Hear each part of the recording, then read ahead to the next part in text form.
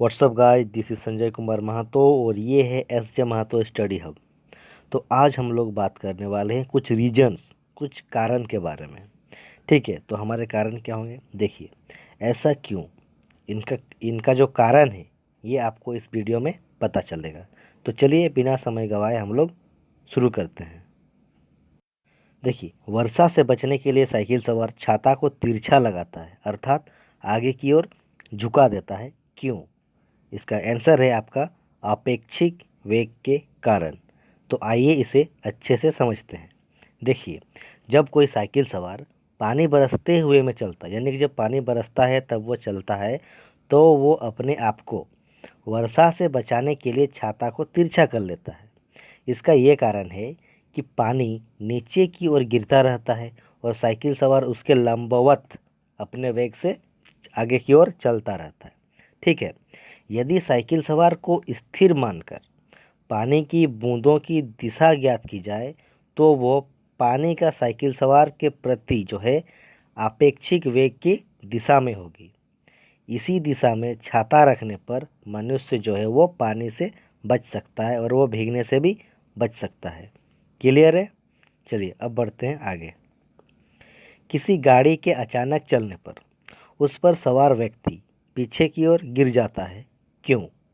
इसका आंसर है विराम के जड़त्व के कारण। आइए इसे अच्छे से समझते हैं। गाड़ी के चलने से पहले गाड़ी और उस पर सवार जो लोग वो क्या होते हैं? विराम में होते हैं। जब गाड़ी अचानक चलना शुरू कर देती है तो गाड़ी के साथ साथ उस पर बैठे जो व्यक्ति होते हैं या फिर मनुष्य, उनके शरीर का जो निचला भाग होता है वो गति में आ जाता है। लेकिन विराम के जड़त्व के कारण व्यक्तियों के शरीर के जो ऊपरी भाग होता है वो विराम में ही रहता है, इसलिए व्यक्ति पीछे की ओर गिरने लगता है। क्लियर है? चलिए अब बढ़ते हैं आगे। देखिए, किसी चलती गाड़ी के अचानक रुकने पर उस पर सवार व्यक्ति आगे की ओर झुक जाता है। क्यों? इसका आंसर है गति के जड़त्व के कारण। आइए इसे अच्छे से समझते हैं। देखिए, चलती गाड़ी में बैठे व्यक्तियों, ठीक है, जो गाड़ी के साथ साथ गति कर रहे होते हैं, जब गाड़ी अचानक रुक जाती है तो गाड़ी के साथ साथ उसमें बैठे व्यक्तियों के शरीर के निचले भाग जो गाड़ी के संपर्क में रहते हैं विराम में आ जाते हैं। लेकिन शरीर के ऊपरी भाग गति के जड़त्व के कारण जो है गति में ही रहना चाहते हैं, इसलिए जब गाड़ी में ब्रेक लगता है तो व्यक्ति आगे की ओर झुक जाता है। क्लियर है? चलिए अब बढ़ते हैं आगे। पेड़ों को हिलाने पर कुछ पत्तियां नीचे गिर जाती है। क्यों?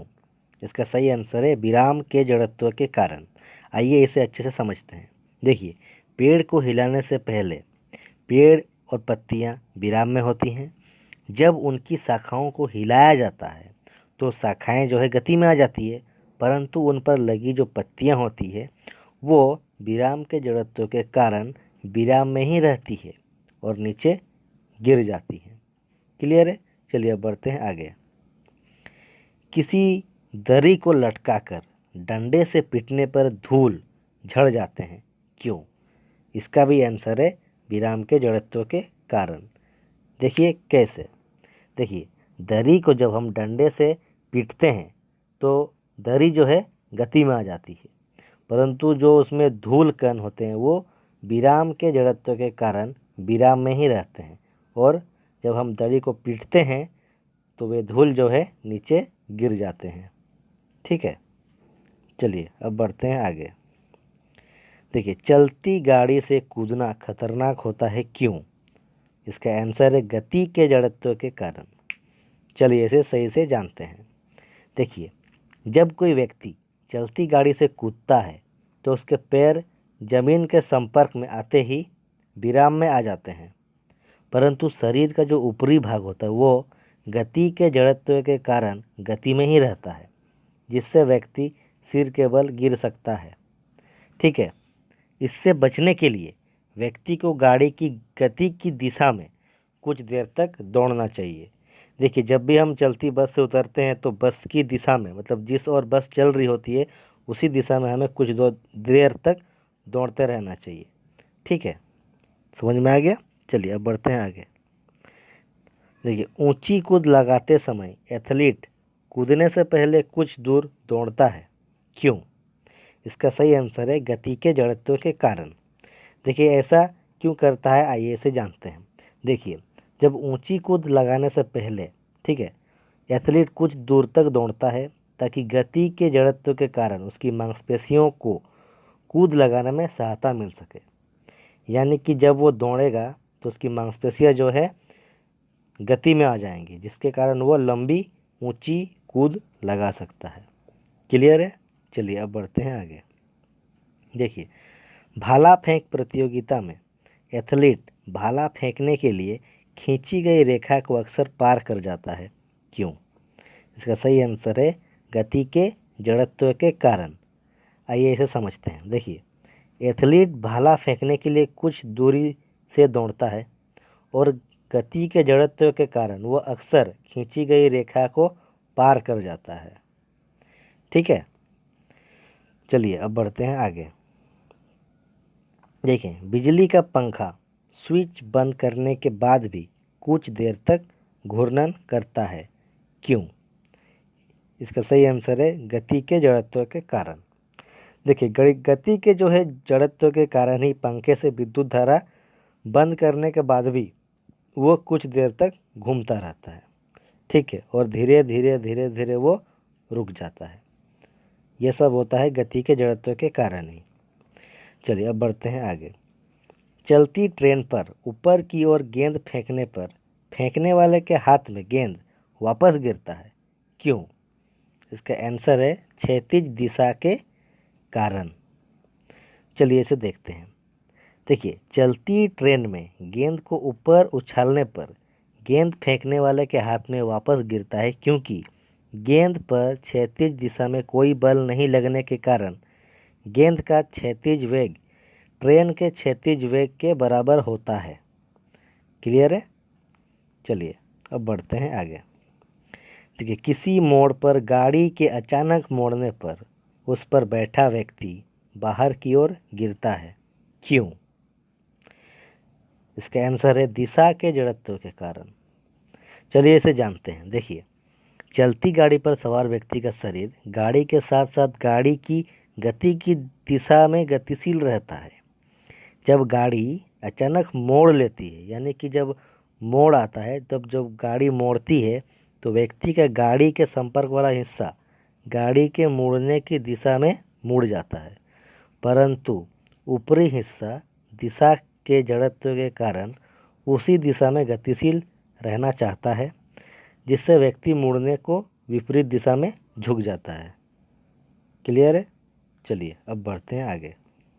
देखिए, स्वचालित वाहनों और हवाई जहाज़ों में सीट बेल्ट लगे होते हैं, हम सब जानते हैं, लेकिन क्यों? इसका सही आंसर है जड़त्व के कारण।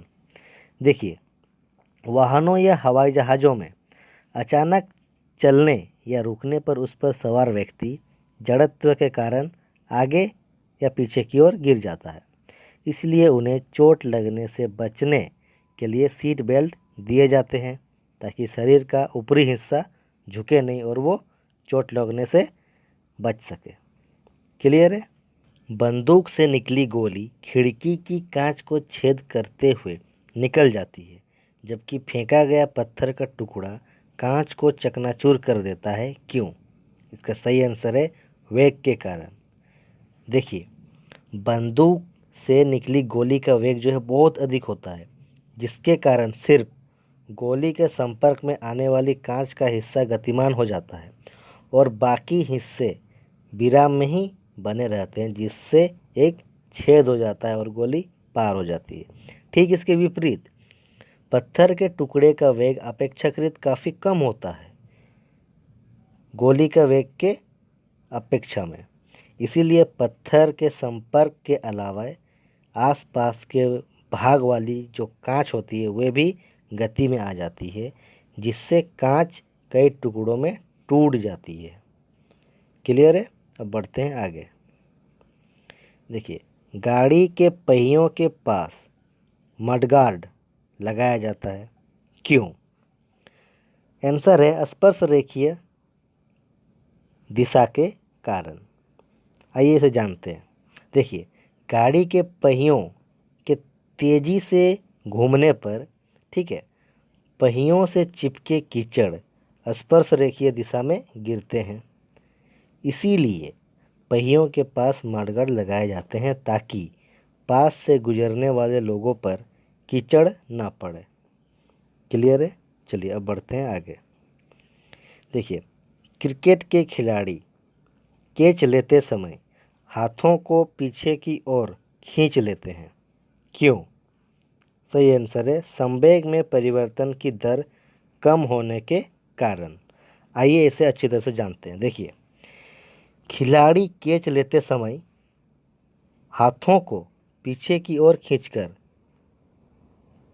गेंद को पकड़ने में लगा समय बढ़ा देता है, जिससे संवेग में परिवर्तन की दर कम हो जाती है और उसके हाथों पर कम बल लगता है, जिससे चोट उन्हें नहीं लगती है।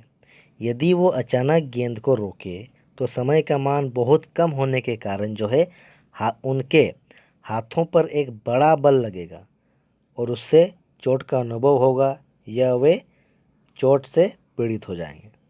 ठीक है, तो ऐसे ही इंटरेस्टिंग वीडियो के लिए बने रहिए मेरे साथ। मैं और भी ऐसे वीडियो लाता रहूँगा आपको एक नए नए जो है कारण के साथ। ठीक है, तो आज का वीडियो अगर अच्छा लगे तो चैनल को सब्सक्राइब, लाइक, कमेंट, शेयर करें। ठीक है, तो आज की क्लास यहीं पर समाप्त होती है। Over and out.